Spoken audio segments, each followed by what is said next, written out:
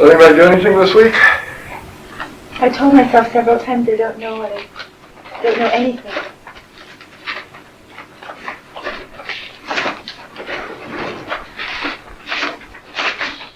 All there is to say. Well, I've had a lot of confusion as a result. Didn't understand. Well, I would say that to myself when I was thinking, having some judgment or trying to figure something out. And then it would, the thinking would stop, but often I don't know what to do with myself after that. I don't know what to do. I don't know anything. I feel that that's true. The things I think, the awarenesses I have, are just presumptions based on false beliefs or not eyes or things I really can't say are true. I just believe them to be true. Except that now I think they're not true. What does it mean to say that you said I don't know? What was that like? So the things I thought I knew and that I was thinking about, the judgments I was making, Well, you're repeating yourself now. are false. I don't really know. Sweetheart, you're repeating yourself. What was the question again? What is that like to say I don't know? It stopped a lot of...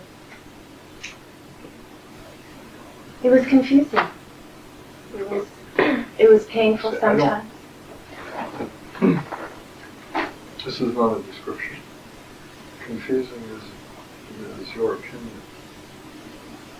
So, what you mean by confusing may not be what I mean by confusing. I'm asking you for a description, not an emotional word. That doesn't tell me anything about it, okay? If you don't describe it, there's no way that we can communicate if all you're going to use are words of your opinions. I don't have the same opinions you do. And if you use words like brown, or size, or things like that, then we can communicate. But if you say it's pretty, we won't communicate anything with it. Well, it just stopped the thinking that I was having. And you're telling me the results. You're not describing to me the whole event. I still don't know exactly what you did. You're just telling me what the results were, and that you're not very happy with it. That's all I've got out of what you said so far. You want an example? Yeah, that would help.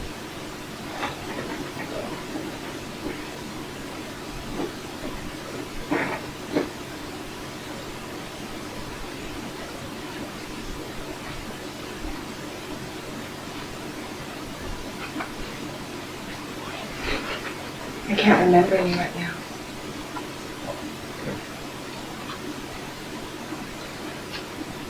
It's real hard to talk about something that I'm not sure I know what you mean, because I can think of a lot of ways to say, I don't know. And so I don't know which one to pick. Okay? I understand. It's all a blank. I just did it a lot, and I can't remember now what I was thinking at the time.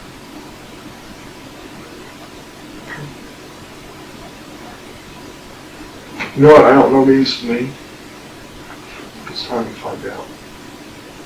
I don't think that that's what it means to you.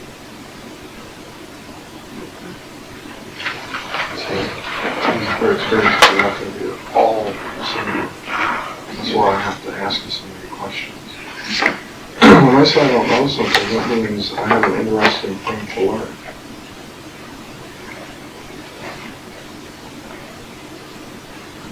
I don't think that point of view really came across.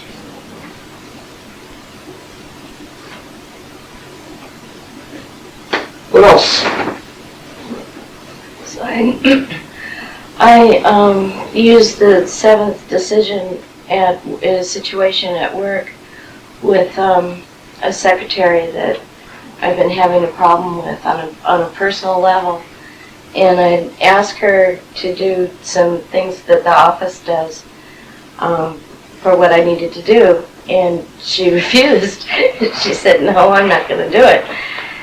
And the personality immediately got angry, but I just didn't react to her at the time. I just knew that wasn't going to go anywhere, so I said, "Okay."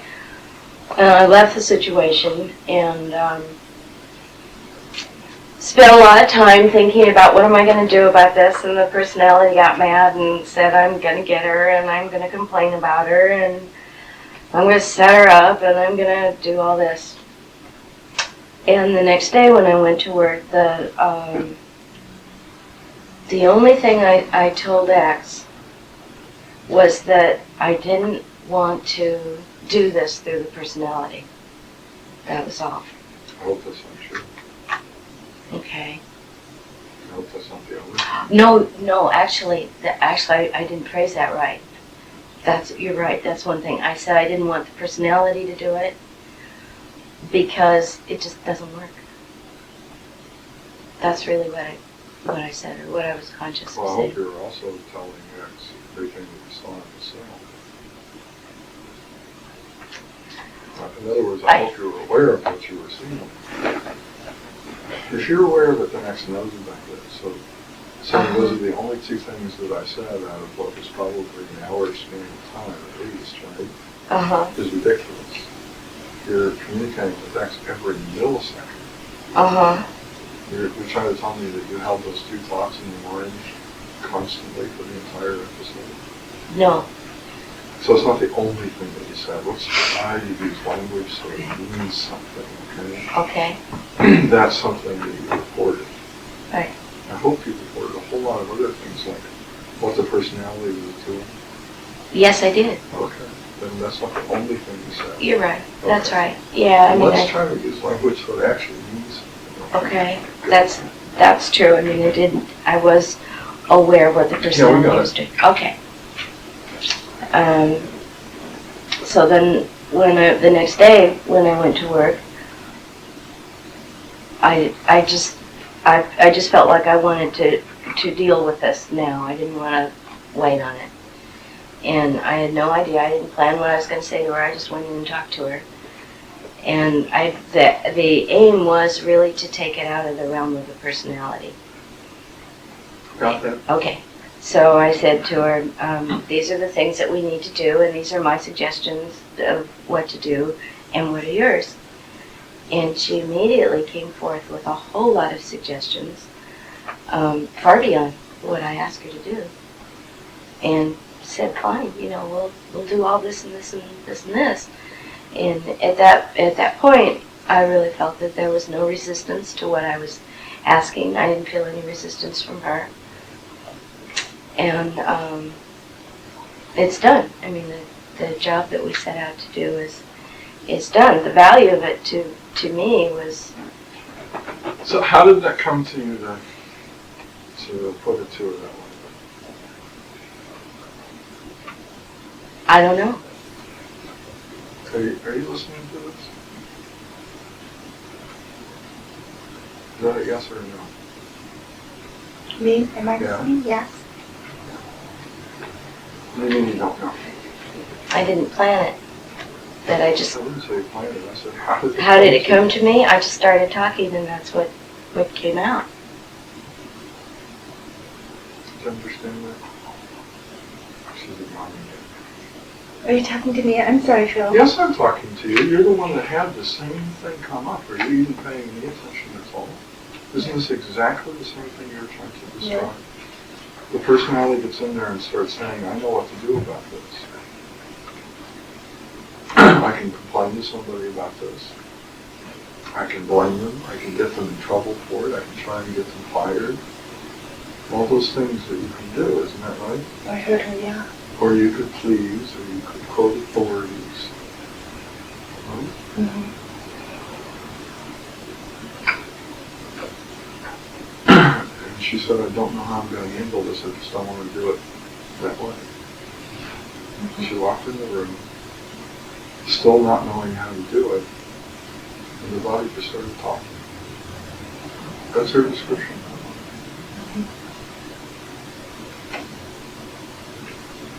So I don't think that I don't know when you say it means I need to find out.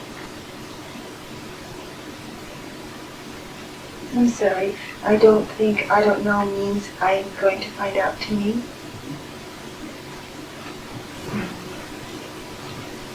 No. So it's all staying in the self.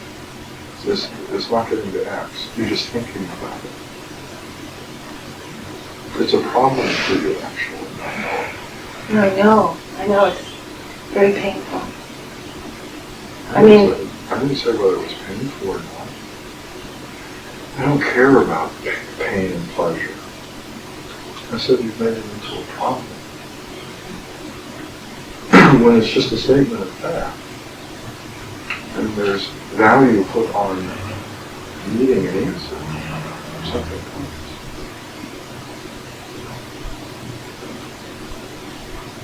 Mm-hmm. That's what the whole picture of man is about. The awareness is this is what's going on. And X provides the how to get something done. So I suspect that what you're doing is worrying about knowing rather than needing to get something done.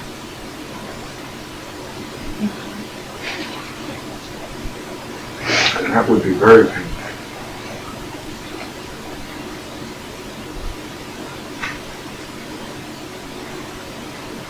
Anything else come up this week?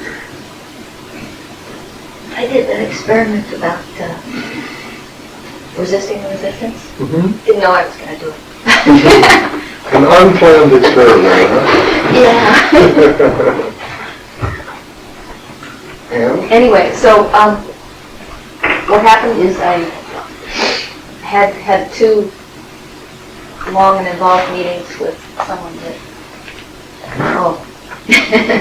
I don't even know how to describe this person. Someone who is very, rude and hostile and aggressive, so on. Loud too. And my whole experience of this was trying to control him so that he wouldn't be all those things. The whole thing was about, I'd stop the meeting in the middle and say, listen, let's be civil, and nothing worked, and I tried everything. And then it failed to work, and so I was treated what I considered pretty miserably for a couple hours by this guy. And when it was over, I spent another day obsessing about what I could have done to make him behave. And it was only after like a day of that, not being able to sleep, and a really just miserable time, that it dawned on me what I had been trying. The problem was trying to control him. The problem was I was trying to make him be different. I don't have that power. And anyway, I could save myself a lot of misery if I realized that. What was the purpose of the meeting? He was a lawyer, and he drew up an agreement that I needed to sign. But what was the purpose of the meeting? To sign the agreement, only I wasn't ready to sign it until he did a bad job on the contract, and I had to get him to correct it. So it was to discuss corrections to the contract. Mm-hmm. Did you get that discussed? Yeah. And the corrections got made.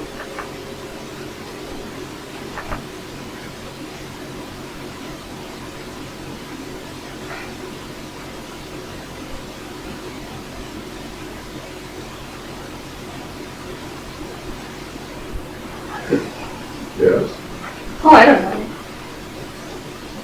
There's nothing more about that. That was the second half of the week I had been doing, up until this happened. I've been doing the band and filling pages and stuff.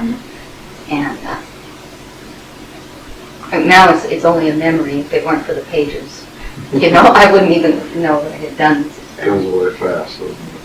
I got so carried away, it's like I haven't been alive for 3 days. It's just like nothing happened, it just disappeared. Anyway, what I do remember about doing an experiment was that when I started saying things like, I don't know how other people should drive, and I don't know this, that, and the other thing, that I felt it was like I had tentacles out there in the whole world trying to control everything. Like I know how everything should be, and it's like I'm out there working all the time to make it right. Mm-hmm. And when I said I don't know it, every little tentacles came back. And then I could just drive down the freeway, and it was just me and my little car, and it was just real nice. Or whatever I was doing, but it was this weird thing. It was like my energy was out there attached to everything in the universe, mm-hmm. trying to fix it all at once. And, when I withdrew it, it just felt better. Good.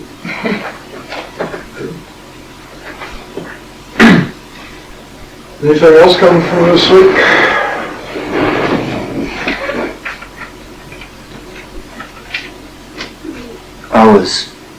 Have been trying to observe in my relationships the lack of understanding that this one has. And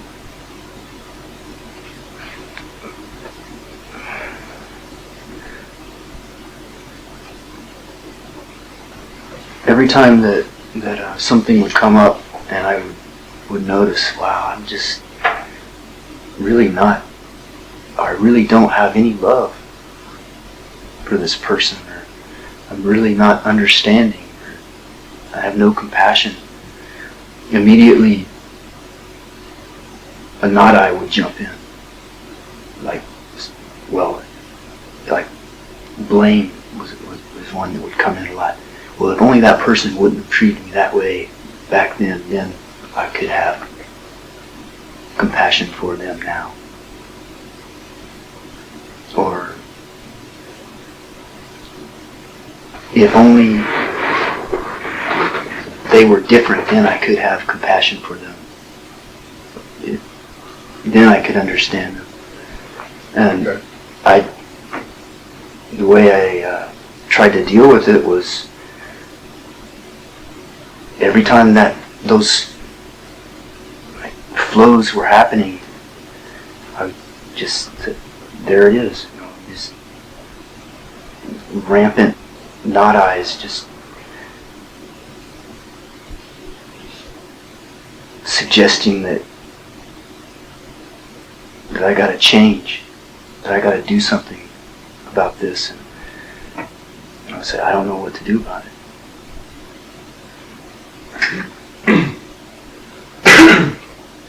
Did you do the other stuff that we talked about? Did you observe the decision?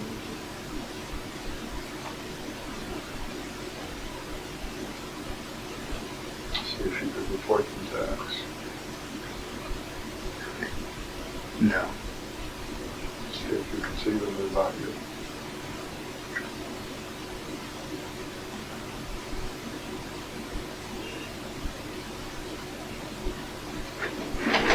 Tell you what I'm asking. Yeah. We talked about this a bit various times, but there are two ways that you can actually accomplish something on planet Earth right now as far as transformation is concerned, okay? The first two ways that have been given to us don't work for inner transformation anymore, okay? Survival and justice don't work. There is no longer, because these are both based on violence. Okay. Survival does violence to the outer world, and justice does violence to the inner world. You cannot accomplish transformation using violence anymore. It doesn't work. It hasn't worked for a long time. So there are two ways left to you. You can use the way of love, which I guess is what you're interested in doing, or you can use the way of consciousness. Okay. Now, looking at what you're doing, somebody who tries to use the way of love, when they first start off, what's the first thing they notice? They don't have any love. They have Paya, they have the ability to care for their family. Not consistently, but they can. They have Eros, they have the ability to want to mate. And they have Philia, which is a liking or approval for a lot of things. Of course, they also have disapproval for a lot of things as well. So even philia is very, very discriminating, isn't it? I don't approve of everything, I only approve of certain things, and then only under certain circumstances. And all of these are something that any animal could do until they're completed by a higher form of love, which is the way of love. Alright? So somebody who starts to use the way of love finds out they have none of that fourth kind of love. And the thing is that this can only be discovered. You cannot get it anywhere. You can't buy it. You can't work to have it as a habit. It can only be discovered. So as you go about your daily living, you can eventually see what agape would be. You can't figure it out. There's just no way to do it. It can only be discovered in the middle of certain kinds of experiences when someone's paying a lot of attention. Then you can see what it would be to have agape. This particular method of trying to see agape in the midst of relationships, so that one day I'll be the kind of person who can actually experience it most of the time. It probably take most of your life. I'd say that would take probably 20 to 30 years for most people to do.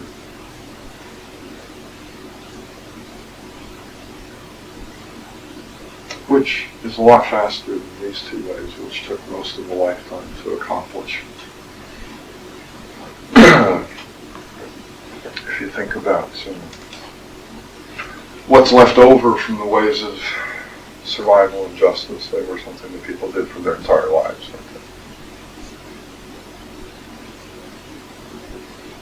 So the way of love was much faster. You could do it in a few decades. Okay? I don't know how long it takes to do the way of consciousness if you work at it. And I'm assuming that you work at the way of love, not just saying piddle fart around. It'll take a few decades. Somebody who works at the way of consciousness can do it in between 5 to 10 years.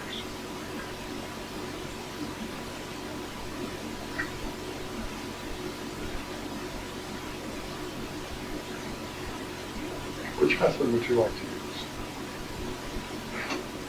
Consciousness. That doesn't mean that you can't do what you're doing. That's fine. There's absolutely nothing that says you can't do that. But at the same time that you're doing it, look at the self. And see that self is the obstruction to seeing love. Because self believes that love is something that you get, that you find somewhere, that you acquire the ability to love, not that it's something that you see. And the reason that one cannot see love in the midst of everything is because the self is always telling you how to see. That's basically what you just got through telling me, isn't it? So, if you want to do this, this is fine. Absolutely nothing that I'm trying to say, don't do this. I'm just saying, why not do this as well? While you're looking at how little love is going on, which is a very good way to see what the self is doing, why don't you do the work of the fourth one as well? If you want to make, and we've been talking a lot about making another seventh decision besides that I'm important. If you want to make your seventh decision that I want to discover love, I want to experience what that means to be a loving person, that's fine. Then you can use that to look at all of the non-I's and do the work of saying this is based on non-I number such and such. Trying to get pleasure and avoid pain, which is keeping me from seeing God. And now you're doing the fourth one. and still accomplishing exactly what you want to accomplish. It's not taking anything away from what you're doing. It's just saying that you might be able to do it sometime soon. Okay? So you don't have to take anything away from what you did the last couple of weeks, if that's what you want to do. All I'm suggesting is that you use this to help you discover love. Because you can see, based on what you did do, that most of the obstruction is the self. So if you don't know self, and even in the way of love, they had the picture of me. And people who were to use the way of love worked with the picture of me. Okay. Don't do it the hard way. This is what I'm really trying to say. It may seem a little bit easier because looking at the self and comparing it to all those decisions and so on, that is kind of hard work. But it's also hard work that does something. The way that you're going about it is going to take a very, very, very long time. If it works at all. Because what happens is that people, because their purpose of living is based on getting pleasure and avoiding pain, if they don't get some kind of results after some relatively short period of time, like maybe a year or so, they start getting discouraged and they end up not doing anything because they decide this isn't working. It's just a suggestion. Make that the seventh decision for you. Okay, so that you can still say that I'm heading in the direction I want to go. That's apparently what you said. I want to go in the direction of being someone that experiences God's love, not just animal love. Love for family and things that please me. Okay. So nothing has changed except that you're working a little bit more intelligently, which is why this is also called the way of intelligence, to do exactly what you said you wanted to do. Okay? That's what's so wonderful about that seventh decision. It's not imposed on you. You can use anything you want. So it really is something you want. All we're doing is talking about a way to go in that direction. But we haven't told you what the direction is, have we? We said you get to pick that. We're not saying you have to go any particular direction. We're just suggesting you pick a new direction than the one you're going in, because the one you're going in is going to destruction. Yes, ma'am. On the subject of this, remember a while back I came in and I said somebody had sort of just really angrily attacked me, and that I had gone around and anger and hurt and resentment for days trying to figure out how to fix her little wagon.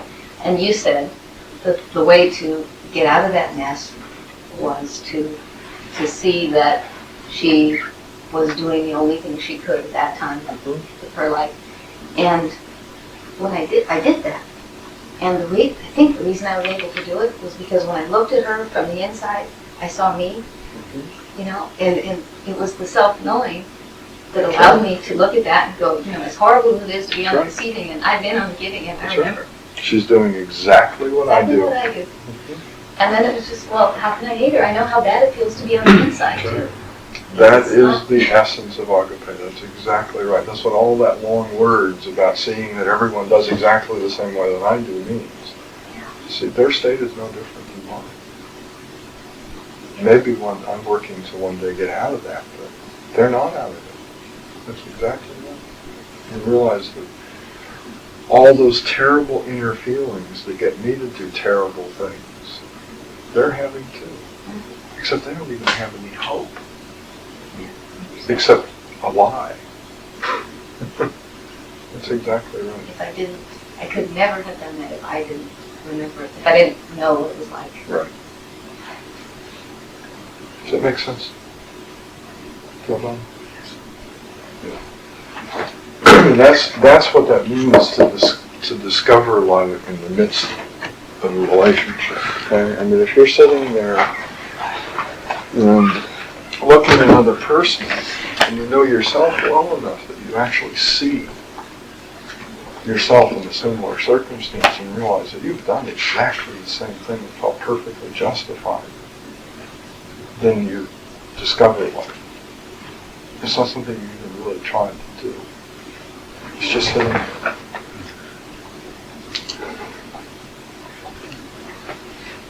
But it's hard to do that when you don't understand the self. That's a great thing about self-knowing. When it comes to the not-I's, we're all pretty much the same. If I know me, I know everyone.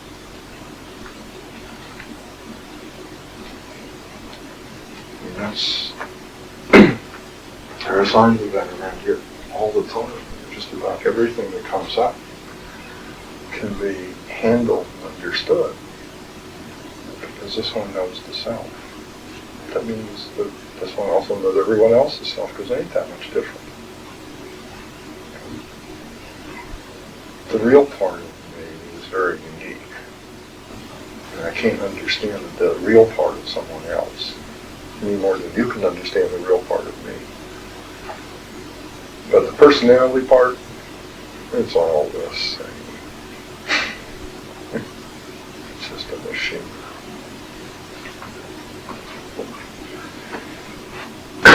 Anything else come up this week? I was ranking the DBUs. I have no idea what that means, Michael. You asked last week for us to look at the DBUs and figure out which was the main DBU, the primary one, secondary. And, Well, did you get a result, or are you just going to tell a very long story? no, I got a result. Okay. Yeah. Um, You don't have to tell me what the result is if you don't want. It doesn't. It's fine. The result was that the primary one was importance, the secondary one was attention. However, I didn't know whether that was necessarily true. So I went into a whole other series, which I didn't take the time to. I didn't take the responsibility. Wait a minute. How do you know whether it's true or not? I mean, Just observing that would be a way to do it. just observing. That is the most unspecific thing I've ever heard in my life. Now, I'm asking you for something real, and you give me a generalization. You can't do a generalization. We've got to get this through our heads. You can only do a specific. All this talk that doesn't refer to anything is a waste of time. You may as well just shut up and never say another word for the rest of your life. You cannot do a general thing. You can only do something very specific. Just observe. That's not a specific thing. People's heads are so befuddled that you hear that and you hear something that could actually be done. But I have no idea what I would do if someone said to me, just observe. I mean, I know what I would do, but I'll bet you anything it would not be what that person wanted. Because my idea of just observing probably is not going to be what they wanted me to look at. If you want me to look at something, then you need to tell me what you want me to look at. Because when I go to just observe, I'm going to observe things that are to my taste, aren't I? Now, how is my taste going to be the same as yours? So that communicates zilch, doesn't it? It's another one of those words that is not based on something specific. It's based on taste, which means it communicates absolutely nothing. We've really, really, really got to start saying things that mean something. Okay? Because this is what goes through your heads. It means nothing. You plan out your whole lives based on this kind of thinking. That's a very scary thought. So let's see if we can actually answer the question. See, the reason I'm going into all this so much is that you sit here and you tell me this thing, that you spent some time looking at a certain something, you came up with what you seemed to have results, and then you looked at them and said, I have no idea if these results mean anything or not. Well, no wonder with an experiment like that. It doesn't mean anything. So I asked you what you would do to know, and you said just observe. Well, no wonder you don't know. What could you do to find out?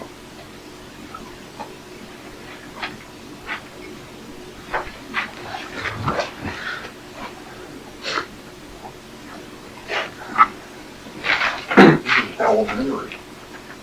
It's just so elementary. If I want to know if there are more cows than dogs in a particular room, then what do? Count. Yeah, it's a toughie, isn't it? So you've got 4 things. You spend a few days without even thinking about ranking and all that sort of crap, which did make you no good at all. And you just make tick marks under the 4 things, and whichever one has the most, That's it. then that's the one that you do the most. Right. Wow, what a tough concept. You see the difference between thinking and actually finding out? Yeah. It's just ridiculous spending all this time trying to figure something out when a simple experiment would have told you. Without any ideals, without any distortions from preconceived opinions. That's called doing the work, folks. Go find out. Don't think. Don't figure it out. Don't generalize. Don't use logic. Go look. You use thought for things that you can't just go look. If I wanted to know how many forks were in a drawer over there, I would not want you to think about it for me. I mean, it's just ridiculous. You'd sit there and say, well, let's see. We started out with 16, and then somebody ruined one, so now we have 15, and we bought 2, so now... And who says that you know everything that happened to those forks? Maybe somebody did something to a fork when you weren't looking. What's wrong with just going and counting the damn things? But that's what you would do, Mike. You would sit and think of the entire history of the silverware and try to figure out how many forks there are in there. It would probably take you 3 hours. And I could have gone and counted them in 2 minutes. It's kind of nutso. Okay? Don't think where a simple experiment would give you an actual result. You start using theory and thought, logic and so on, when there's just no way to check it out. And then all you will ever have when you're done is a theory. You will not know. Okay? This is called experimenting. We build a theory only to create an experiment for no other reason. To find out for sure. Okay? Anything else come up?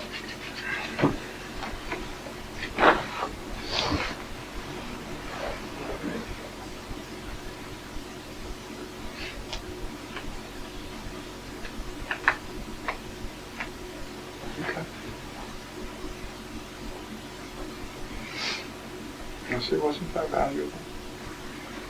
That's called working. Those of you who are sitting there unwilling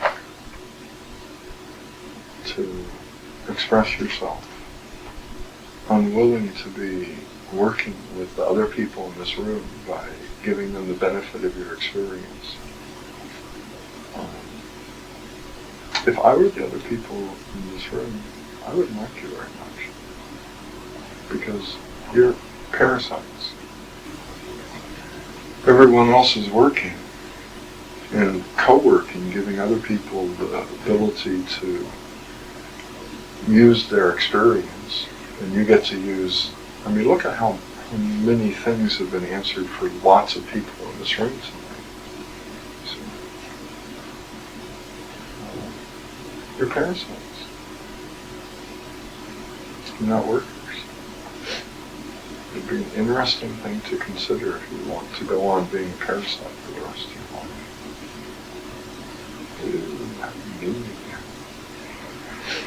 Okay, let's take a break.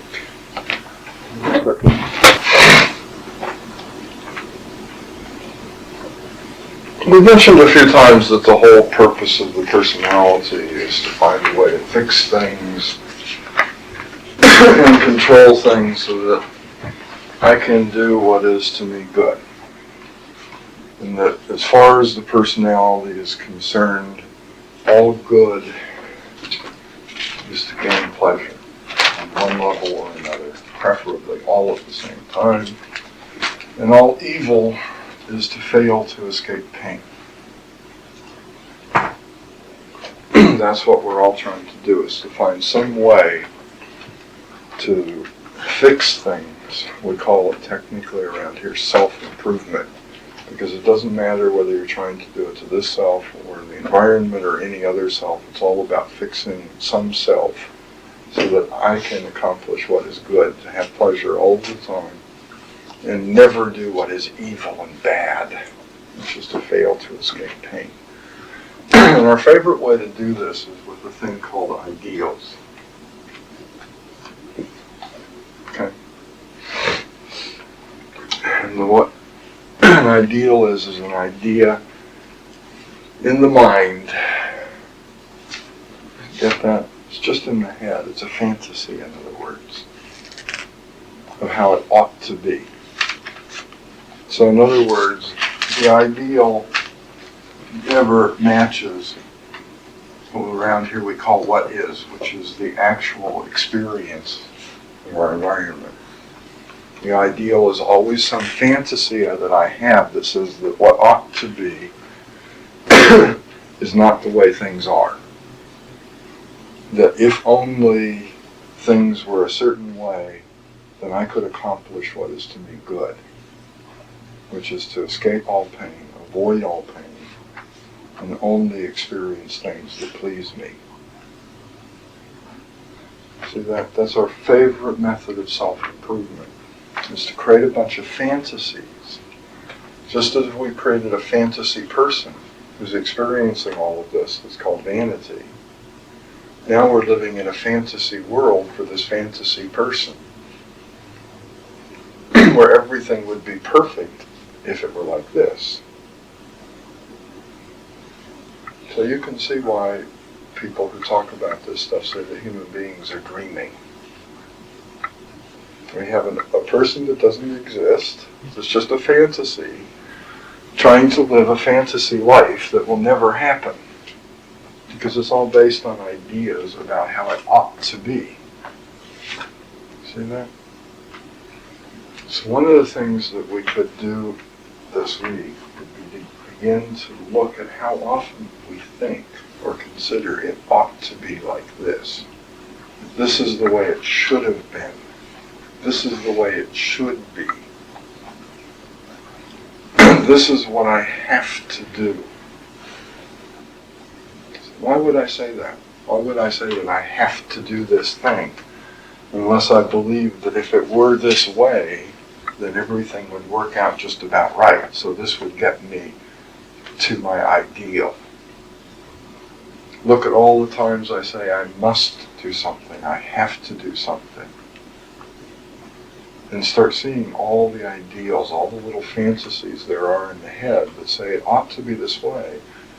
And perhaps realize that every one of those is a lie. If it were that way, it wouldn't be an ideal, it would just be a fact. It wouldn't have to be that way, would it? It would just be that way. So what we end up doing is taking this lovely thing called what is,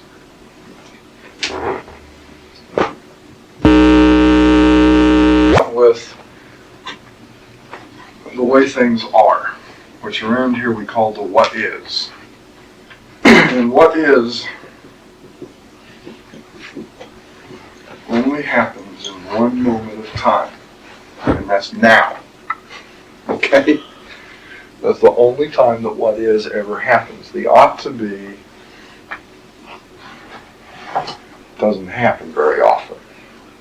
But what is always the experience of this moment, whatever that may be, okay? And if we look at it, the what is created, isn't it? It's right here. It is a finished phenomenon. It's made up of four forces. We can say that it exists. We can say that it is a fact, and when we value that, we can say that it is truth. That's the difference between fact and truth. The fact is what is. Truth is when an awareness function puts value on that fact, then it becomes truth. It is always perfect for whatever the situation. Complete, in other words, which is what the word perfect means. Perfect has been corrupted these days into meaning according to the ideal. Isn't that right? But if you look at the derivation of the word, it actually means finished.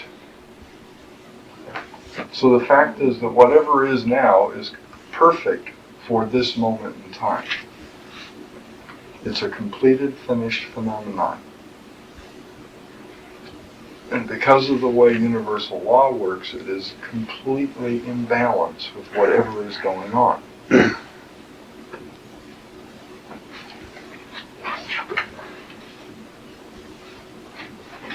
And we can also say that what is now is dynamic or alive. In other words, it is in the process of changing. There's room for something to happen in what is. Isn't that right?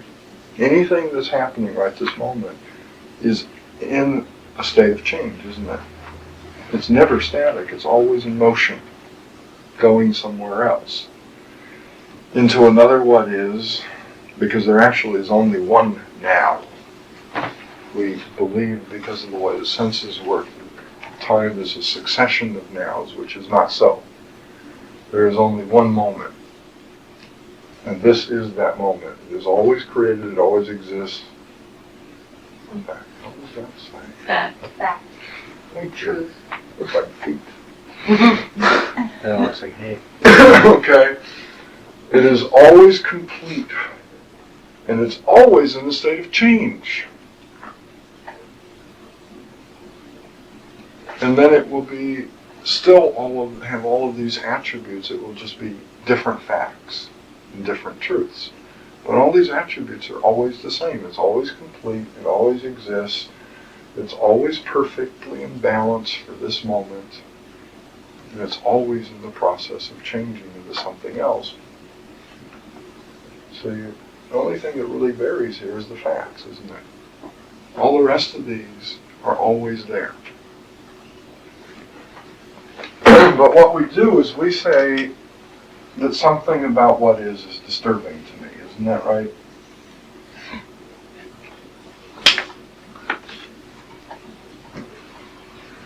There's some little part of the what is that is unpleasant to me. Isn't that often the case? Yes.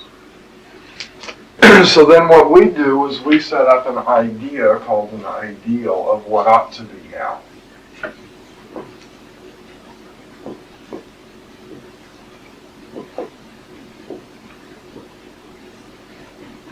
That's called an ideal. Now, is that created? No. No. So now we have something that is uncreated. Does it exist? No. So we say that we now have something that is unreal.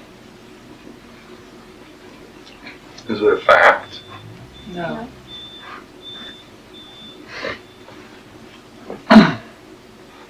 Sorry, I should have said it doesn't exist. Is it truth? No. Or is it an illusion?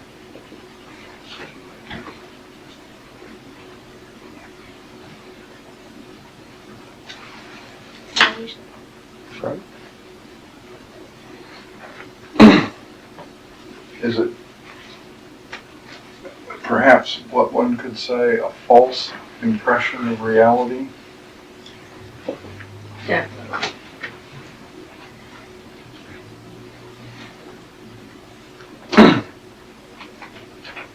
Therefore, it is incomplete, which is another way of saying imperfect. If it could be a completed phenomenon, it wouldn't be an ideal, it would just be here. Most of these ideals, there is no way of bringing about, isn't that correct? I mean, think about some of the ideals that you lived on just today, the ideas of how it ought to be. Was there any way to bring that about? No. Is it alive or is it a static thing that cannot change? Static. It is always supposed to be that way, isn't it? Well, isn't that the definition of something that's dead?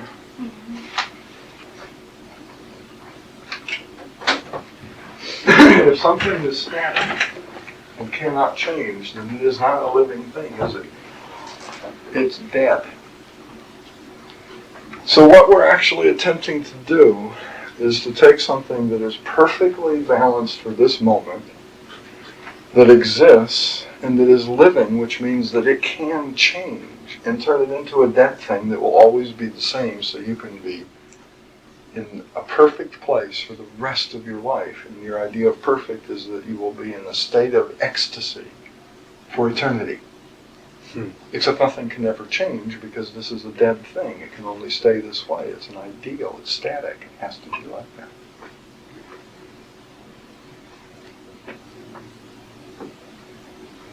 So what we are constantly doing, thanks to the personality, is being in this one moment called eternity, or now, because this moment is what's called eternal. It has no beginning and no end. It only exists. And we're trying to find a way to build a little ladder to get from there to the ideal, which is a fantasy in the head. Isn't that right? How to bring from an idea in the head into the now. We're trying to find some way to make that happen. That's what our whole lives are about when we listen to the personality. How can I take this incredible moment, which is alive, and turn it into a static, dead thing where all I would ever have is pleasure for the rest of eternity?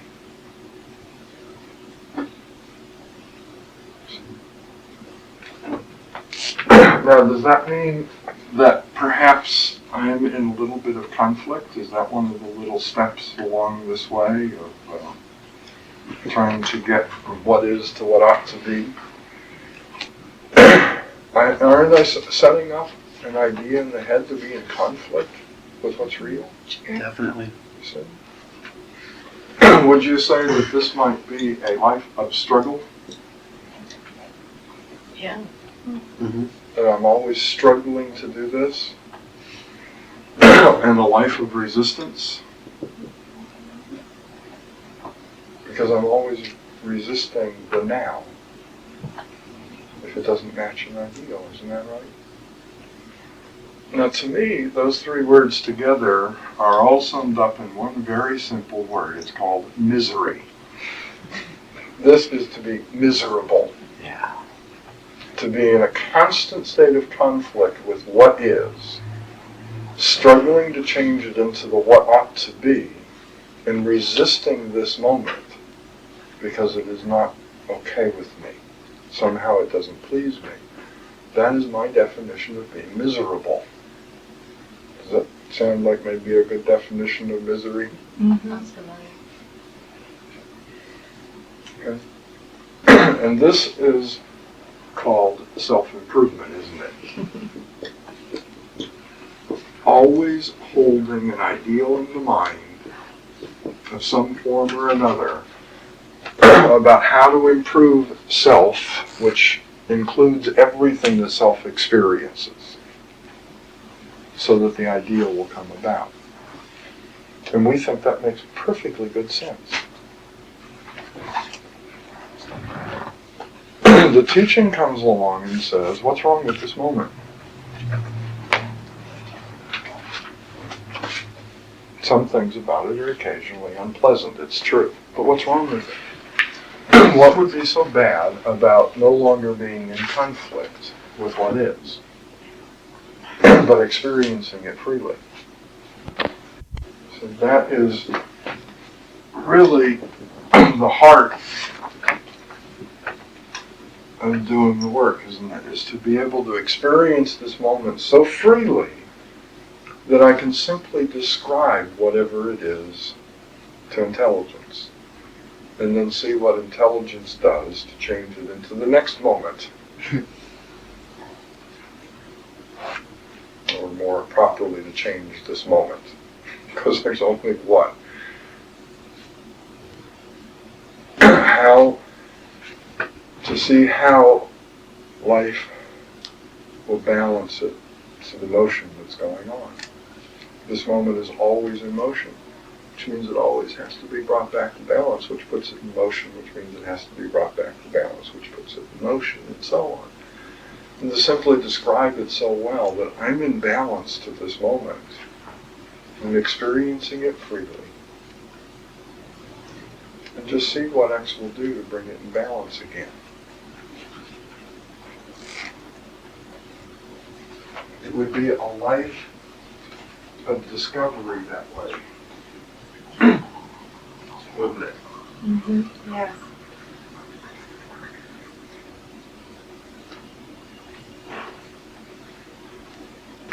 It would be a life without conflict. If I experience this moment freely, then there would be nothing to be in conflict about. The conflict is always about something that I'm not free to experience because it's unpleasant to me in this moment. That's what conflict is. So something about now is so unpleasant that I cannot experience it. I put a condition on my ability to experience this. And so now I have to come up with an idea of how it should be so I wouldn't have this unpleasant experience and struggle to make that true. So there would be no struggle. I would simply be doing my job, describing what's going on to life. The next would bring about balance, and we would move on. There would be no resistance to what is, because I'm experiencing freely. So in other words, there would be no misery. There would just be a human being standing here experiencing what is, while an incredible intelligence balances it all. The inner state would be in balance to this moment, which means it wouldn't be all the terrible inner states you get from thinking that this is bad and I've got to fix it, all the unpleasant feelings that we're always going through. There would be no conflict with anything outside of oneself. It would be an entirely new way of living, wouldn't it?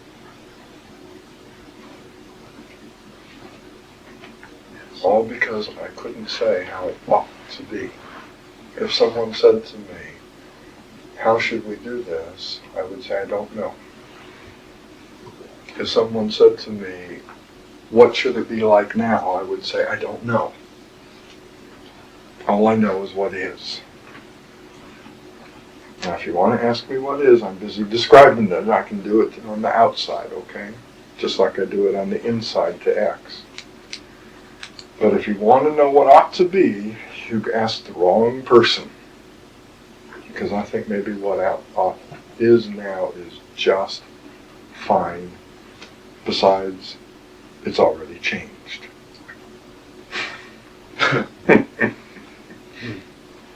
Before I can even get the description out of the mouth, it's not even accurate anymore, is it? Mm-hmm. So what difference does it make? So we have a little saying around here that says, you're going to experience this anyway, you may as well do it gracefully.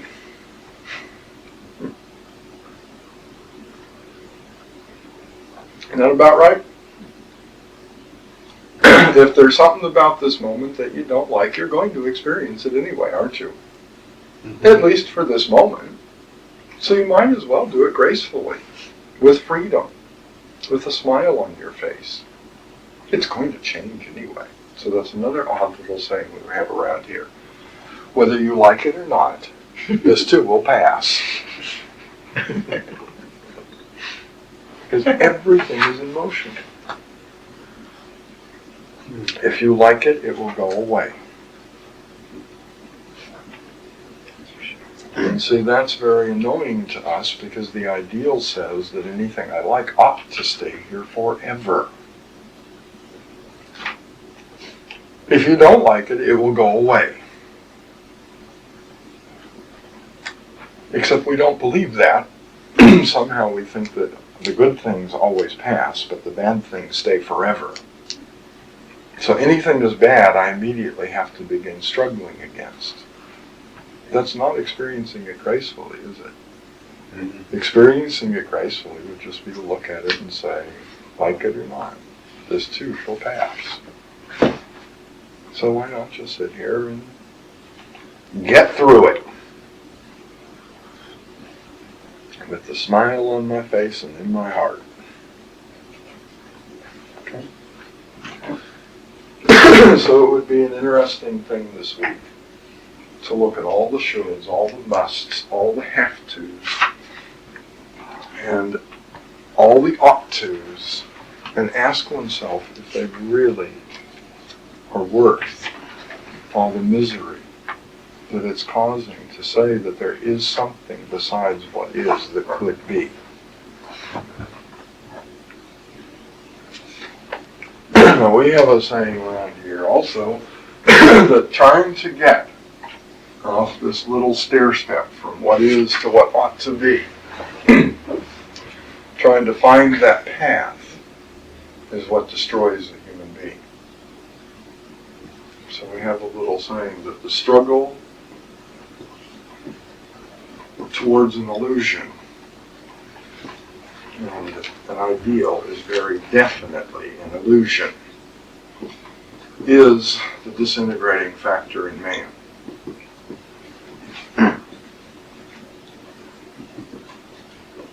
It is what brings about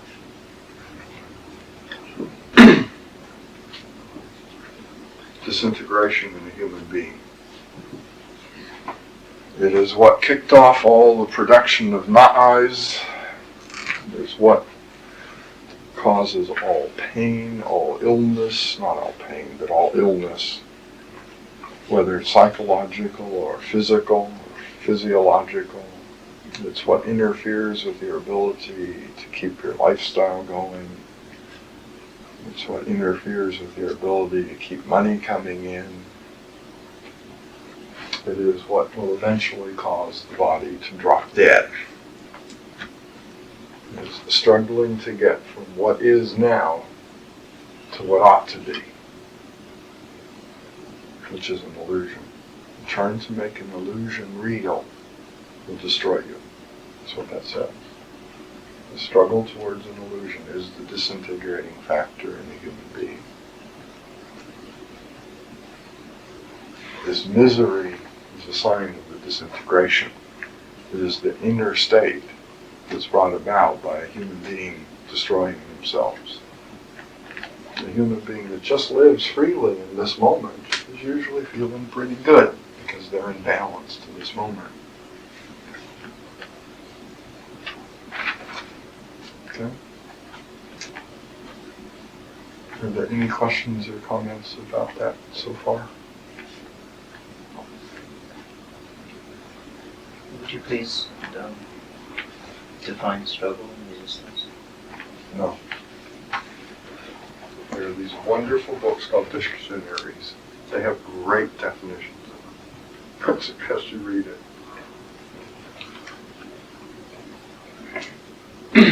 Any other questions or comments? I've been having symptoms of illness, fever, chills for over a month now. So, Yeah, that's where it's coming from. yeah. If that's the question, the answer is yes. That's where it's coming from. Struggling to turn what is into what ought to be. You do it every time.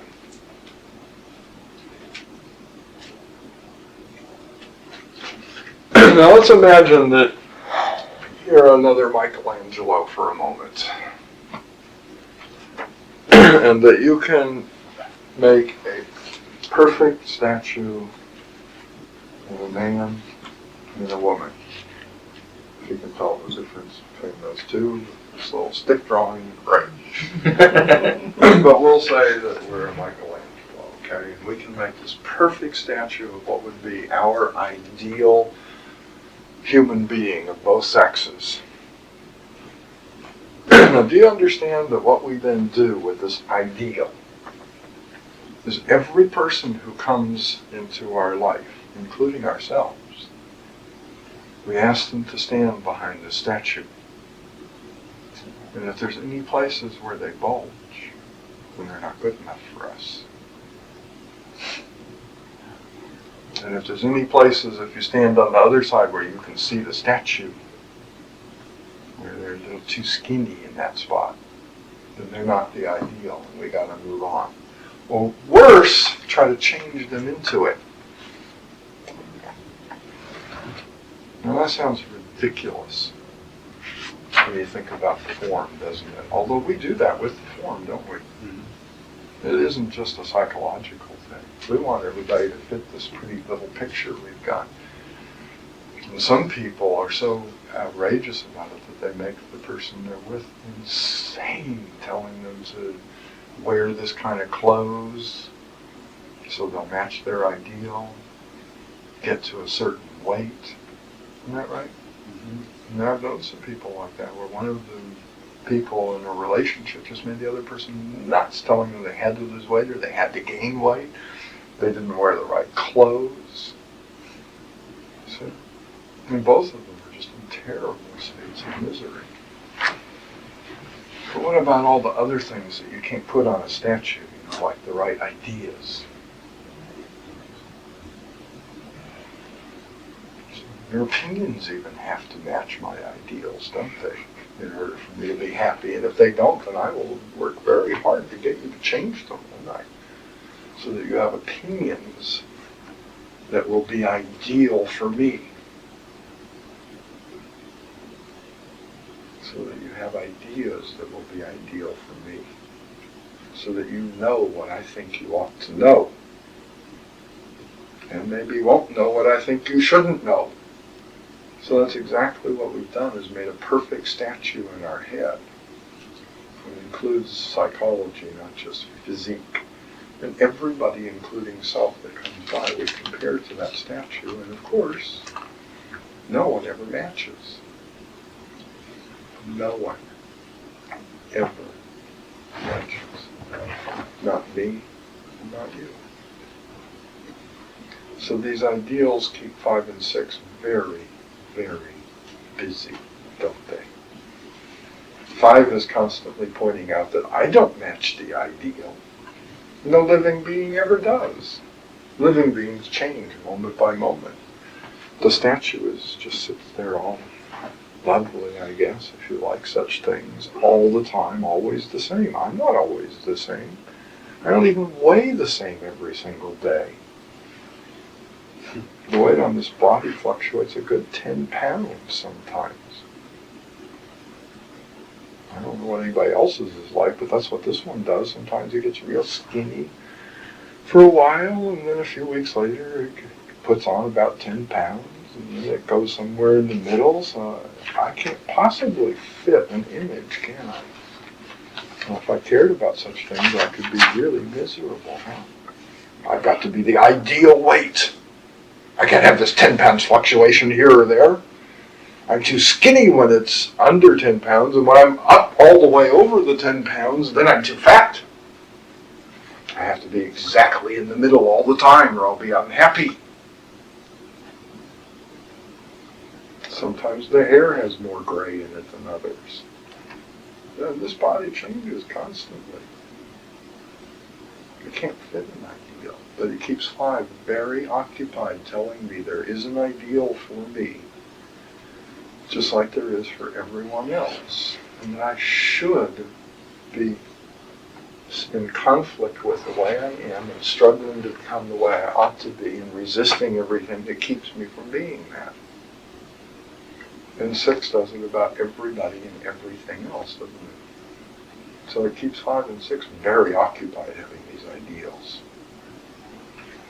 And once you got 5 and 6 going, of course, the other 4 are very shortly behind, aren't they? If one or the other of us can't match the ideal, then no doubt the complainer will be here shortly, letting them know. And perhaps sticking up for rights, and maybe even telling them that you read it in a book that it ought to be that way. Or trying to please them into doing it for you.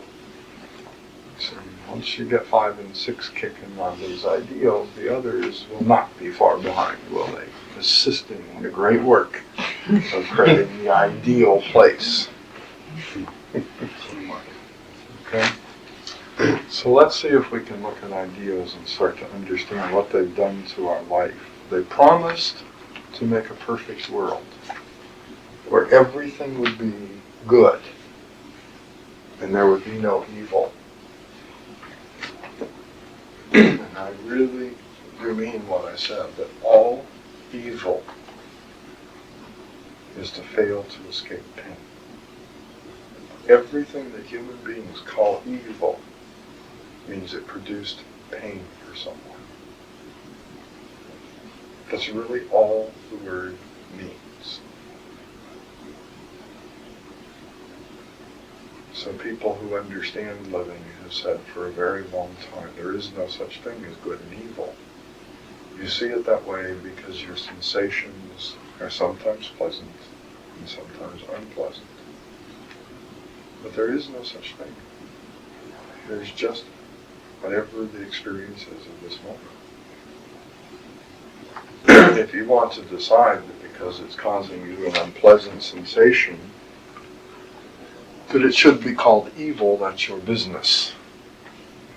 If you want to decide that because you're getting a good feeling from it, that it should be called good, that's your business. But it means nothing. Someone just recently called up to say that they had had a terrible violent altercation with someone.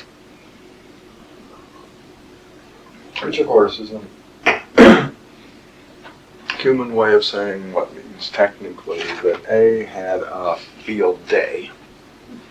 It screamed and it yelled and it complained and it stuck up for its rights and it told the other person everything that was wrong with them. But they experienced it freely, probably for the first time in their entire lives. A came out really strongly and they just experienced it and didn't hear from the other side saying, you shouldn't be this way. You should be fair. You should be good. You should be nice. You should live up to your own inner ideal. So for that moment, for whatever reason, the other side just, I don't know, was probably out drunk somewhere. And it forgot to say something. So of course the experience felt great. So the way that they reported it to this one was, it was a wonderful experience, beating the crap out of somebody. Because they never got a sensation of it being unpleasant, because the justice side forgot to create conflict with what the survival side was doing.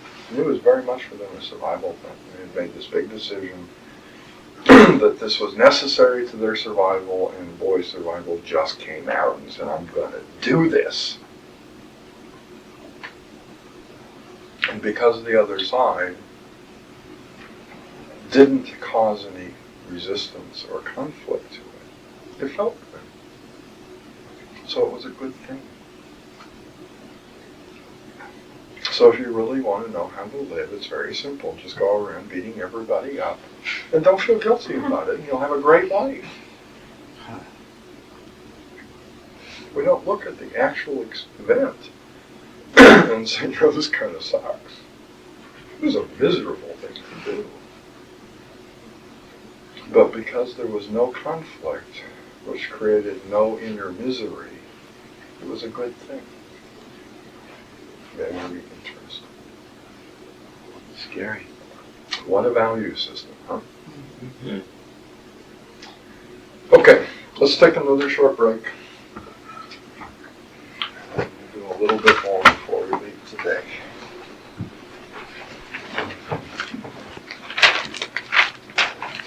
Okay, another way of looking at the picture of man is to see that there is a little cycle of events in our lives.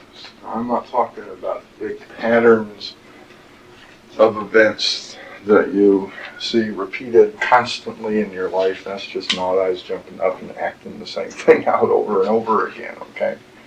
That's not the kind of cycle that I mean. We all know that we have a tendency to get involved in the same kind of circumstances over and over again, isn't that right? Well, those we might call patterns.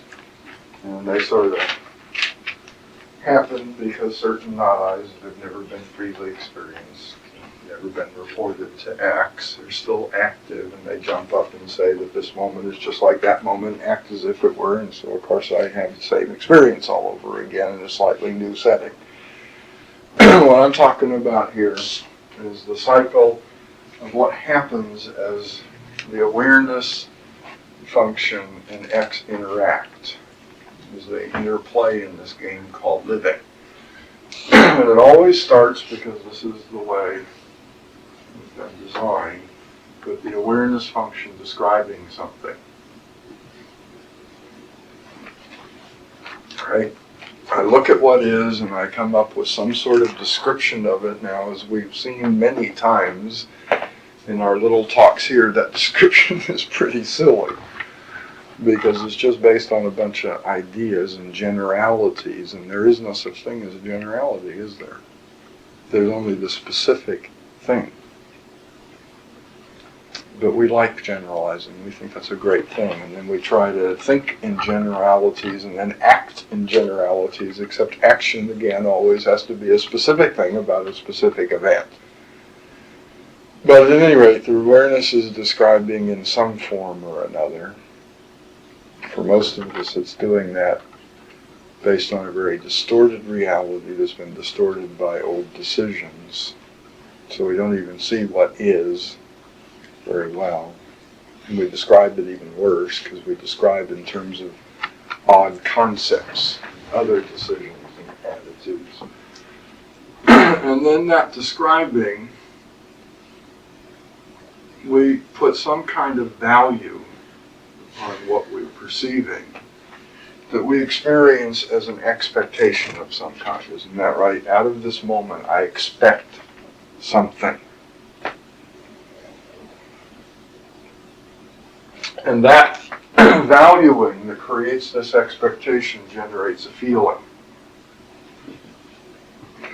The moment the value is put on whatever the description, the what is, that the awareness is working with, the moment it sets up some sort of expectation of outcome, a feeling is generated.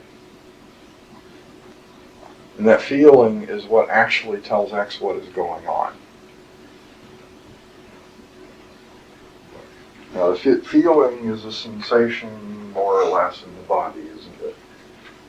It's the response to a bunch of different hormones going into the bloodstream that makes the body act a certain way.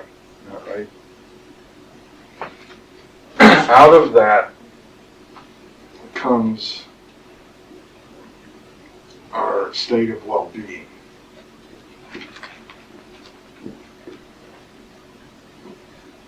Or lack of well-being, depending on the case.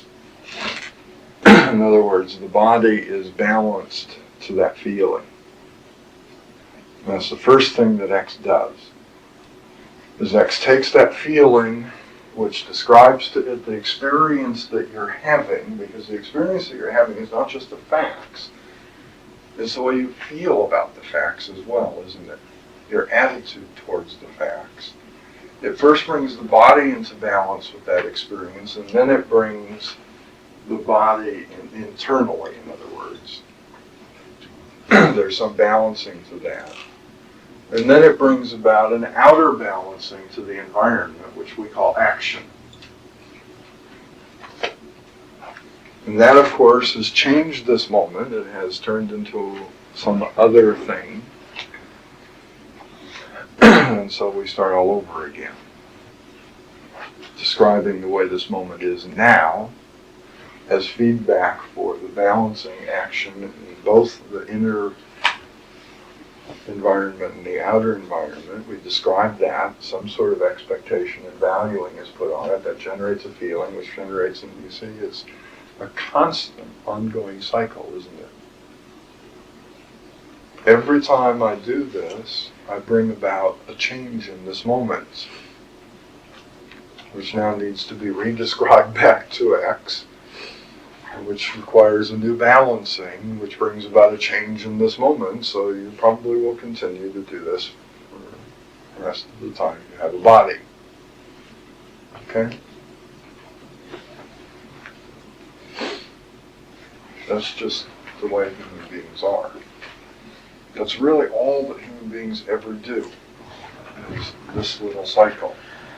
They experience this moment, come up with a description based on whatever perception they can bring to it, distorted or not. If there are lots of old decisions hanging around about the way things are, then that perception is distorted. If one has done the work that is required to bring those decisions to awareness and point them out to X so that they are no longer distorting perception, then perhaps one sees now very clearly. One takes the purpose of living, puts value on something in this moment, brings out some kind of expectation of outcome. A feeling is generated.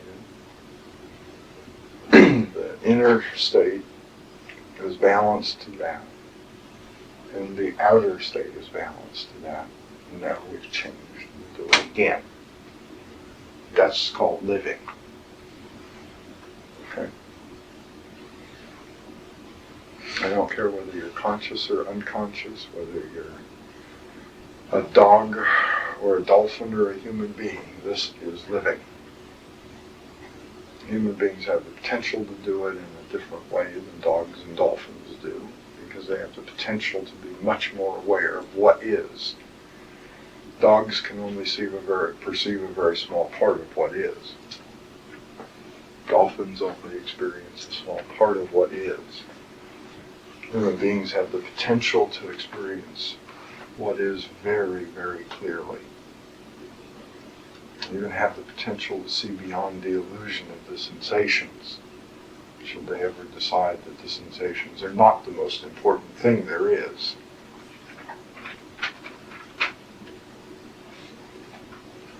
Any questions or comments about this?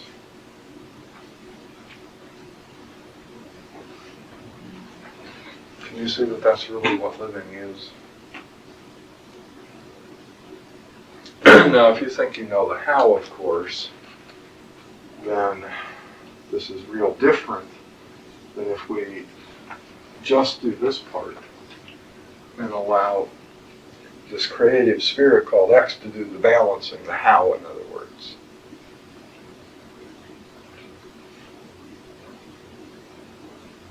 But regardless of the hows of all this, this is what happens. Obviously, there are a billion ways that it can happen, yeah. The expectation is, a prediction of the future is just what you want. It's both. It's not, I mean, if I'm really being aware, I know that it's not a prediction, I know that it's a guess, okay? Hopefully an educated guess if I bothered to educate myself, so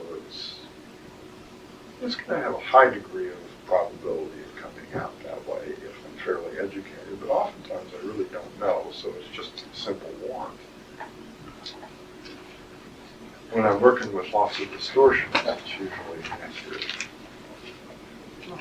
It's probably going to come out real different than I expected.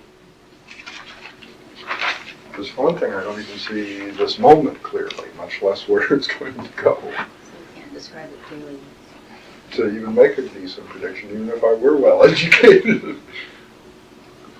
Is this also a form of the fathead loop thing? Mm-hmm. But all I'm trying to get across right now is, no matter how you're playing this cycle, this is the only cycle you can play. What else is there that I can do? That's what life is. It's this endless cycle of perception of this moment, decisions about what I value and don't value, and then getting a feeling based on that, and then being balanced in both the inner physical world and the outer physical worlds of that perception. It's all that's ever going on. That's called living. And yeah, like I said, there are billions of different ways to play this game, but all I'm kind of saying is this game is the only game in town, as long as you're hanging out in the body. Okay? It's not limiting in the sense that there aren't billions of different ways to do it, but it's all alternatives on this one thing. Different ways of perceiving, different ways of valuing, and the actions that would balance that, okay? So yeah, there's lots of different ways to do it. I don't think there's anything else you can do. This is what living is.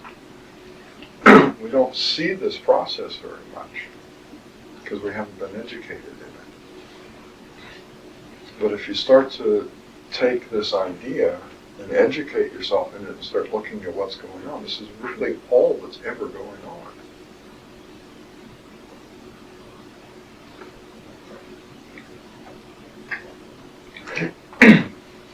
And as I said, the interesting thing is noticing how this, or the fact, I should say, that all this how from the not eyes constrains this experience and says it can only happen the way that I know it can happen. It doesn't leave any room for creativity. Because part of what I'm reporting as the expectation and the value is a how. I'm going to complain. I'm going to stick up for my rights. I'm going to please. I'm going to do what I read in the book. I'm going to improve everything to match the ideal. So I've taken this incredibly creative and talented and limitless being and constrained it to what little I believe I know.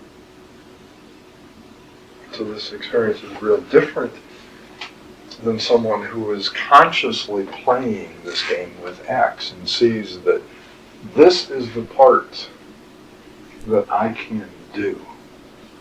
And all the rest happens through action of intelligence based on what I did, but I'm always trying to do this other stuff. I'm trying to control the inner feeling, aren't I? I want to constrain it to always be a certain way that I've decided is pleasant. I'm trying to control my physical state of well-being and make sure that it's always pleasant to me, so that all the sensations will always be exactly the ones I wanted. I'm trying to control my behavior so that it will always be the way it should be, so that this will always be pleasant and never be painful. So there's very little room for this incredible creative intelligence to function in it, because I'm trying to do it all.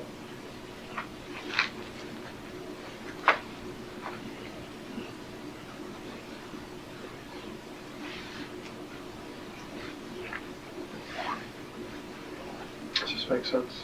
Mm-hmm. Like I say, this is really just the first picture of man that we drew, redrawn as a circle instead of as a triangle. Okay? To show the sequence of events. And to show the fact that they're endless. The other picture, you don't get that from it because the diagram is drawn in a way that is just not really clear unless you really think about it or consider it, and it is clear. But this is really the picture of man again. Drawn in a way that shows this endless cycle of events that goes on in our living. Now, what would be interesting to look at would be this thing about ideals. What does this picture look like when someone has ideals and is struggling to self-improve? The only reason a person would want an ideal is to improve things. If everything was just fine right now, I wouldn't need a fantasy in the mind of how it could be better. If I walked around, in other words, always saying, whenever anyone asked, how is it, or how are you, I said, couldn't be better, then where would I need an ideal? If everything couldn't be better, then why would I need it to be different? Where would there be room for an ideal, you say?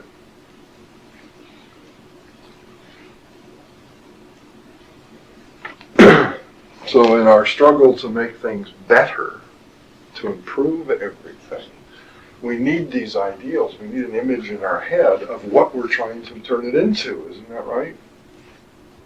How can I make it better if I have people who aren't asking that question? I don't know how to make it better. I'm not even sure what better would be. I'm so upset right now. But that's what we believe we need, is an image of what would be better so I can go out and try and make it that way. That's what we looked at earlier in the evening, so I can struggle to turn what is into what ought to be. But then that's the kind of life I get, is a life of struggle. So, if we look at what happens when I have ideals, we see that the way that we attempt to use that ideal is that we put an expectation based on that ideal. Isn't that right? So this little event happens, and I have the ideal that I ought to feel good in whatever this moment is bringing. And so I expect to feel good. I expect people to treat me well. I expect certain things to happen based on the ideal. Isn't that the way it works? All these ideals are very real to us. We don't do the inner work of looking at our ideals and realizing these are just fantasies. They're very real to me. This is the way it should be. And should to us means this is the way it would be if nothing interfered. Isn't that right? That's what should means. It doesn't mean this is something that's going to take a lot of work, which is what the word should actually means. The only proper use for the word should is that I'm going to make some efforts to constrain things to this idea. Okay. But we think should means that unless somebody really radically interferes, this is the way it will be. But it doesn't. It's just an image. And then we always have to find something to blame it on, because it should have happened that way and didn't. So when I have an expectation based on the ideal, the majority of the time, you see, we're up at this little point right here. We're looking at reality, seeing what is, making some prediction of the outcome, but the prediction of outcome is based on a fantasy that I have of how things ought to be, called an ideal. So I don't know what the outcome is going to be. I have an ideal that tells me what the outcome ought to be. And I expect that to happen. That's what I put value on. That means that most of the time, what's going to happen next is that I'm disappointed. Isn't that right? The ideal, most of the time, does not happen. I do get disturbed. It does turn out to be unpleasant to me. Isn't that about right? You spend a lot of time disappointed, folks. Okay.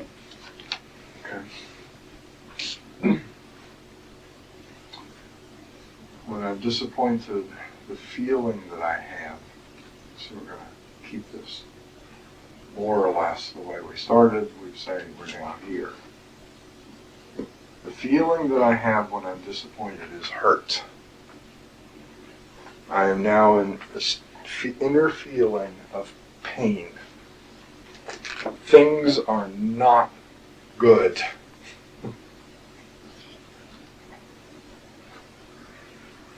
Okay?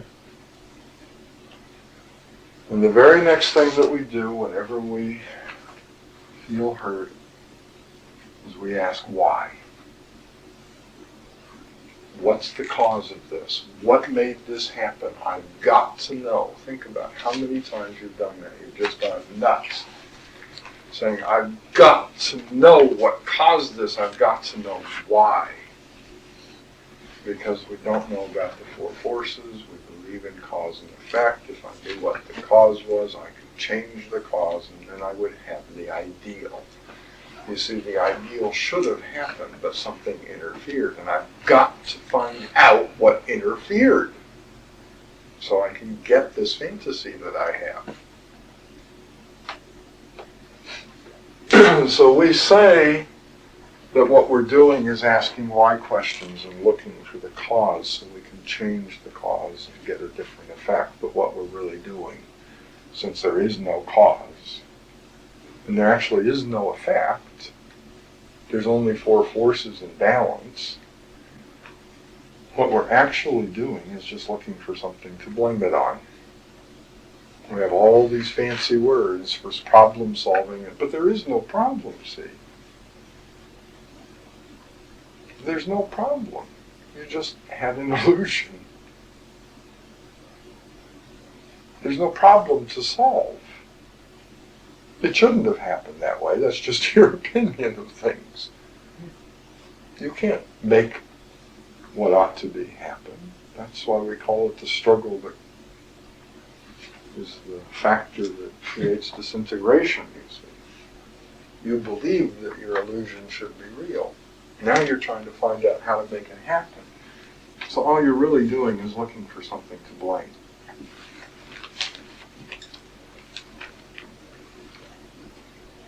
Even though I know that's not what we call it. We call trying to fix it, which I think is where we started today, playing the game of improvements. We call it solving problems. We call it logical thinking. We call it all sorts of things. But all we're really doing is looking for something to blame it on, because there is no cause. I hope you understand that. It sounds very reasonable based on our decisions about the way things work. But all you're doing is finding something to blame. It's not the cause. And we've sort of noticed that there are really only 3 things you can ever blame anything on. You, right? That's anything that isn't me. Me, or I don't know. Those are the only answers you can ever find to what is the cause. What's to blame?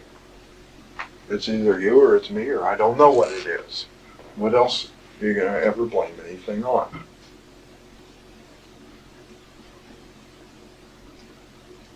Or maybe all 3 at the same time. We do that sometimes, don't we? It's my fault and it's your fault, and I'm really not sure at all. The jury's still out. It's a hung jury, huh? So if it's your fault, then what will the inner feeling be? Guilt. Really? I thought that was what happened if it was my fault. Yeah. You feel guilty because of what other people do? No. Oh, well, maybe. If it's your fault, I am now in this inner feeling called anger. I believe that if I just become threatening enough to you, that's called anger, isn't it? If I just look dangerous enough, you will never do this again and interfere with what ought to be. You'll let what ought to be happen. So I believe that I have now solved my problem, don't I? I have found an inner feeling that will turn me into a very scary creature so that you won't dare interfere with me ever again. Because it should have happened this way, but something caused it not to. We don't see this as all just a bunch of hooey. Or if it's my fault, then I will experience a terrible inner state. Deep shame and remorse and guilt. Hoping that I will cause myself so much pain that I will never do that again. So again, this is an attempt to solve the problem, you see. Not by doing anything, but by having an inner feeling. Now, of course, the inner feeling becomes action very quickly. But that's the point of view, isn't it? That if I just have a terrible enough inner feeling, since I don't like pain, then I will never do that again to avoid the pain of this terrible thing of causing myself such misery and suffering by interfering with how things ought to be. And if I don't know, then I end up with an inner feeling called fear.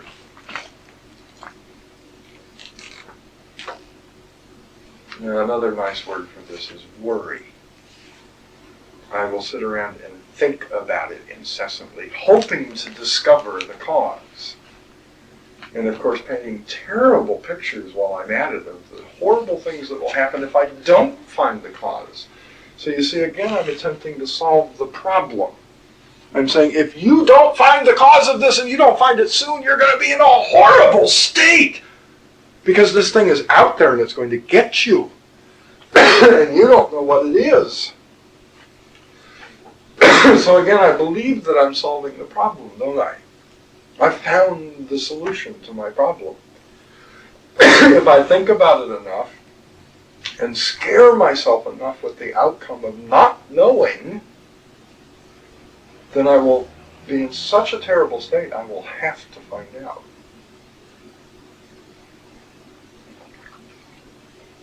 And until I do find out, I will at least never forget this horrible thing that can happen when you don't know what interferes with your illusions. And so I'll be prepared the next time. Because I will have thought about all the ways deal with this, you see. So I have the solution to my problem. Except the problem is the ideal and the belief that things will be the ideal. Not all this stuff that supposedly I found to blame my problem on. You didn't cause me not to get the ideal. The ideal is just an illusion. I can't stop an ideal any more than I can make an ideal happen. There is another little inner feeling that we get after we've done this a lot. It's called insecurity. Where I start to feel like I'm never going to get things my way. I feel unsafe. I feel inferior. These are all really different words that we have for the same thing, just as we have many words for anger and guilt and fear. We listed a bunch of those, worry, anxiety. Those are all one thing called fear, different degrees. Insecurity has many names. I feel inferior because I cannot bring about the good that I see for my life. I feel insecure because I can't see what's stopping me from getting the good for my life, so I'm not safe. I get a tremendous craving for safety.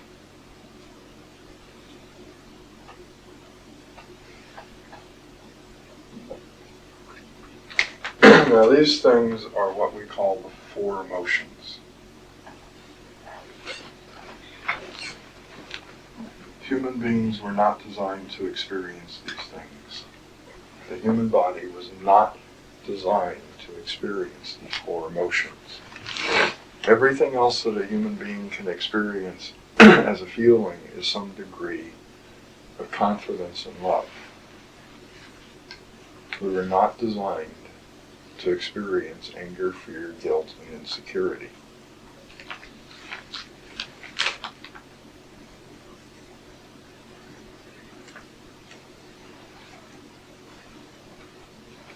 So in this work, we talk about a new kind of living.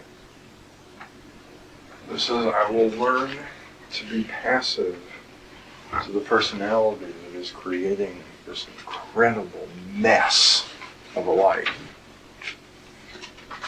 And I will simply experience it as something to be reported to X that is not I. It's a machine that got built and living. It has nothing to do with me. It is doing this all of the time, or at least most of the time.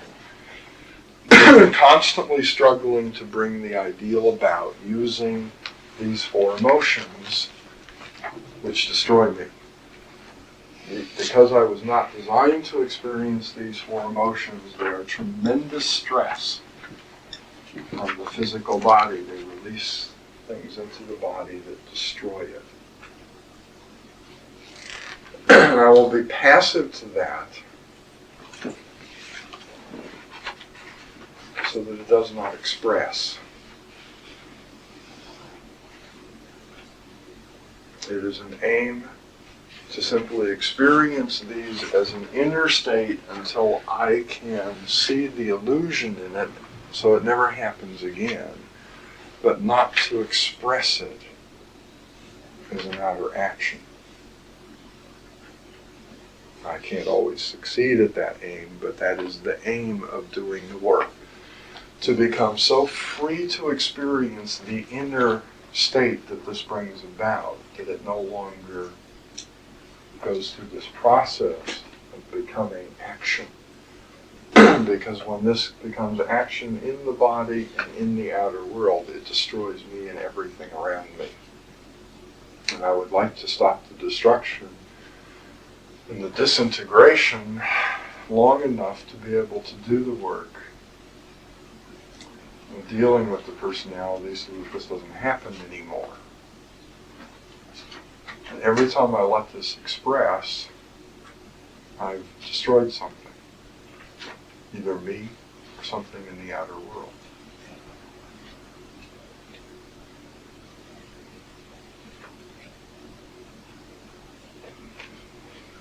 I've destroyed a relationship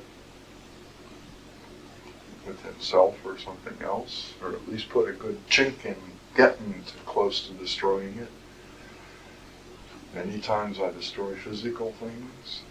Many times I end up hurting self very badly.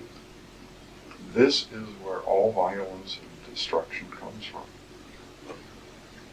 Is by taking this so seriously as a way to self-improve, that these emotions have great power. They can solve my problems for me. So I express them and end up destroying myself and everything around me.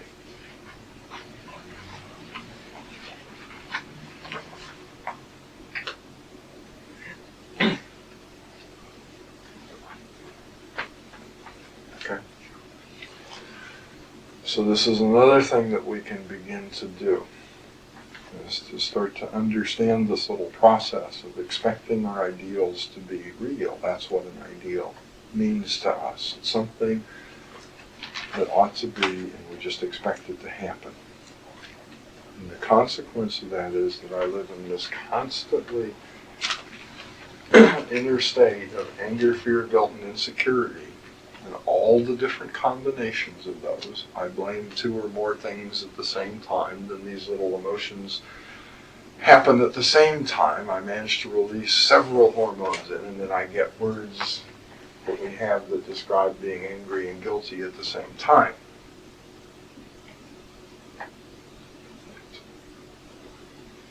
Maybe guilty and afraid at the same time, or afraid and angry at the same time. We have words for every possible degree of these things, and we all think that, we think that all these different words actually refer to different emotions, whereas all they really refer to is different degrees and combinations of these four things. Just like color maybe is made out of a few primaries, right? They say that color comes from basically four things. What a surprise.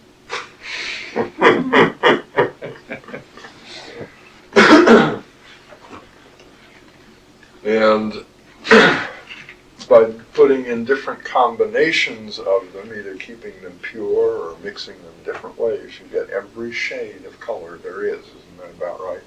Same thing with what we call feelings. They're almost entirely emotions. Just different ways of combining and making pure and combine these four basic things.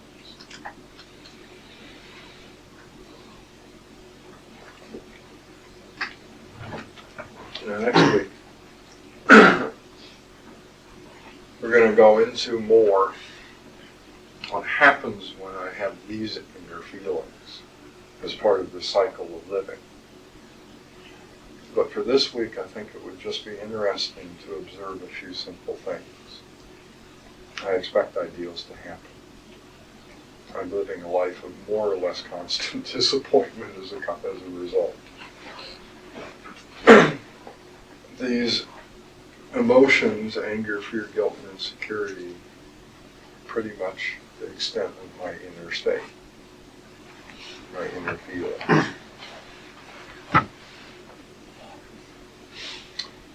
And a very interesting thing to observe would be to look when I have these feelings, and instead of acting on them, instead of expressing them, look to see whether or not I believe that they give me a power that I crave, the power to improve my circumstances.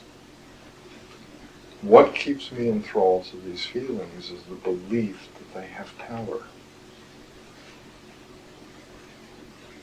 Anger gives me the power to control the outer world.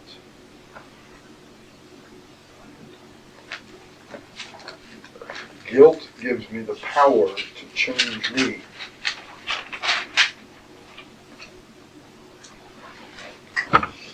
Fear gives me the power to learn and to be prepared for what I don't know. Insecurity, I think you're just stuck with.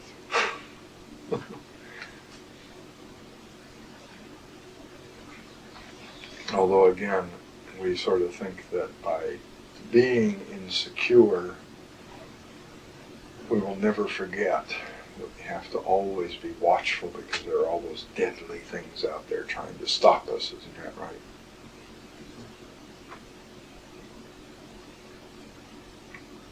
Part of vanity is seeing how I'm inferior and what there is in self that needs to be changed so that I can one day get the ideal. And insecurity helps remind me to do that, doesn't it? To constantly remember my faults, how I'm inferior, so that I can work on fixing them. So each of these to me is a great treasure, a great power.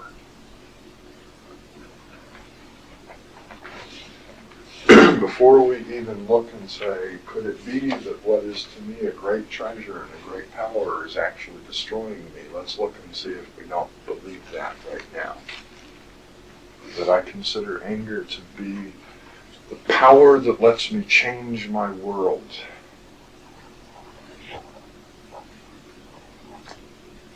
It gives me the energy to get things done when things are not going the way they ought to, and so on. Okay?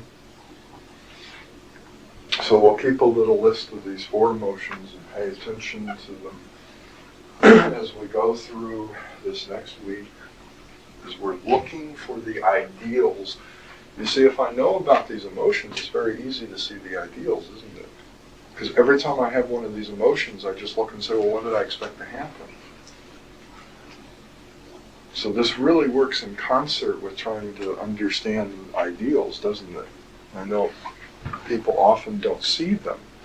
To them, they've become a reality. They're not a fantasy in the mind. This is the way it is. Or at least ought to be. But if I pay attention to these emotions inside, all I have to do is every time I have one of those emotions, say, well, what did I expect to happen? Whatever I expected to happen is an ideal. Because it didn't happen. It's an illusion. If it were real, it would have happened. Very simple. Work backwards, in other words. If you see ideals as you're going along, you will see some. Those little words, should, ought to, have to, must. They're real good clue-ins as well, that an ideal is speaking. That I'm speaking in the name of an ideal. But this is another real good clue-in. So it's very hard to see these things without something to point them out because they're invisible to us. They're old decisions about how things ought to be. And they just distort our perception all the time. But if we understand these processes, we can start to find ways to see them. Clues that they're working. Okay?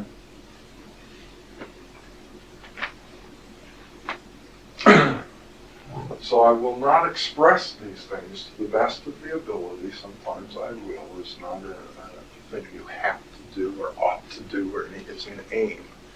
It is not a goal that says you must get there, but it is an aim when these things come up, that rather than expressing them, this state of guilt eventually leads to a terrible thing called self-pity or depression.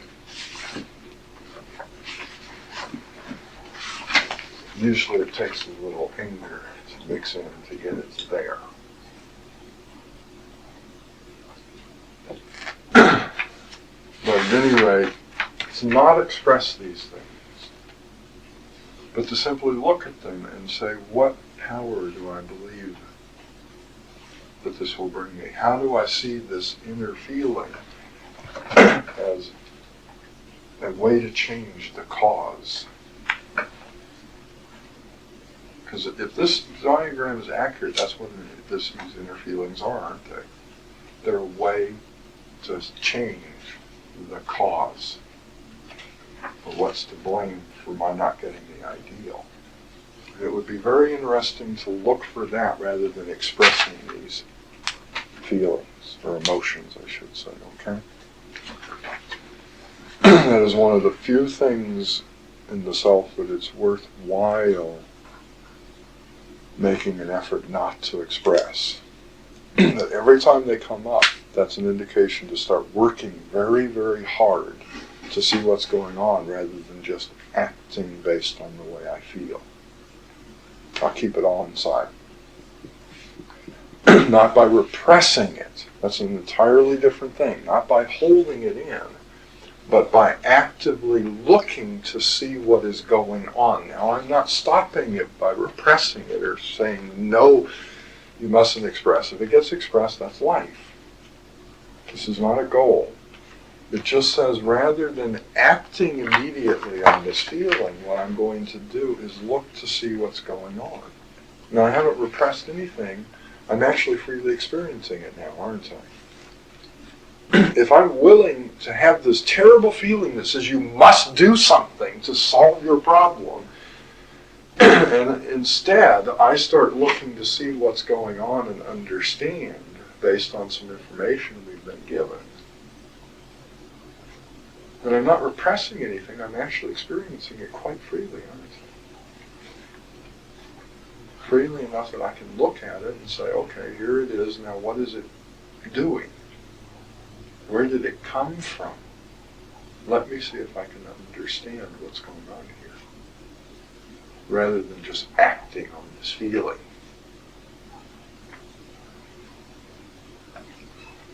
Okay? Are there any questions or comments about this? Yes. I didn't get the specific power that you described that's related to fear and guilt. Where were you? I said it 3 or 4 times. Well, at least twice. What was going on? I was writing. I didn't get them. Guilt says I will torment myself until I change. Fear says I will torment myself until I find out. And until I do, I will imagine all the possible scenarios because I don't know what's the real one, because I don't know what's really going on, and prepare for each and every one of them so I can't ever have this happen again.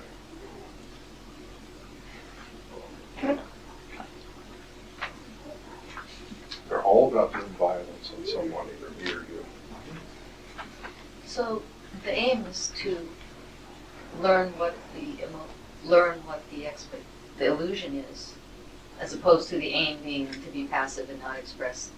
That's right. That's just a method to get there. That's right. Okay. That's exactly right. So learn what the illusion is. Hopefully one day I can see it as an illusion, and then I won't have to do anything about this. I'll sort of take care of it up here at the source. And also to understand this odd thing that I believe these things make me powerful. So part of that whole urge to power that we all are experiencing on the 4th level of the DBUs is being done through these emotions. And yet that is what is destroying me. That would be a very interesting thing to observe, I think. That my greatest power that I have ever found is also the very thing that destroys me. I think it might get a person to question the desire for power it's had.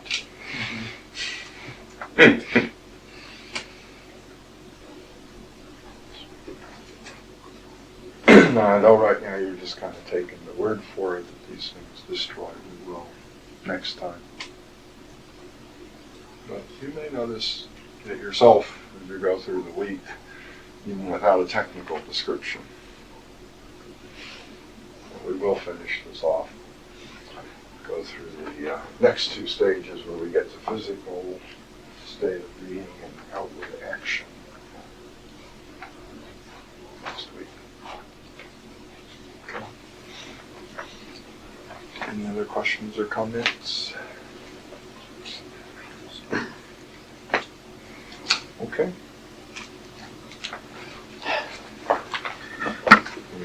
understand the experiments? Care to add any others, feel free.